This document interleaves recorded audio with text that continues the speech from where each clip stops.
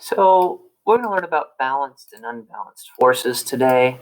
Our learning goal is to explain how different forces affect the motion of an object. So let's look at balanced forces first. When you look at balanced forces, the motion of the object does not change. Objects at rest or constant speed means balanced forces are acting on it. A couple of examples. Let's say you have a 50 kilogram table. Your friend pushes with 50 newtons of force on one end, and you're pushing with 50 newtons of force on the other end.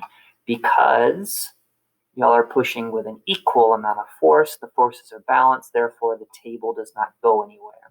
Another example is if the pilot comes on an airplane and says, you are now cruising at an altitude of 30,000 feet. That cruising word means they're maintaining constant speed. So that's balanced forces. Unbalanced forces means that you have one force that's greater than another force. So these kinds of forces cause a change in motion, which means objects are going to speed up, slow down, or change directions. If you have a friend and you decide to play tug of war with a piece of rope and you got your little flag in the middle to know which way who's winning or not, then let's say your friend is pulling with 25 newtons of force and you're only pulling with 10 newtons of force. We know because your friend is pulling with more force, they're going to win and you're going to start going in that direction.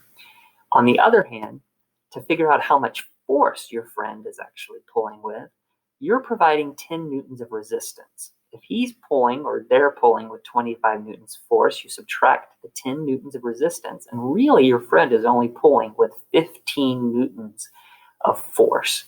And that is called net force, in case you were curious. So that's the difference between unbalanced and balanced forces. Here are some examples for you up here. Balanced forces. A train moving at a constant speed. The key word there is constant speed.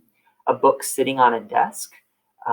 Gravity is pulling the book towards the center of the earth. And actually, the normal force is what they call it, is the table is actually pushing back up on the book with an equal amount of force. Therefore, that's why objects at rest are considered balanced forces. Unbalanced force examples, a ball getting faster as it rolls down a hill, a bike slowing down, and a car turning.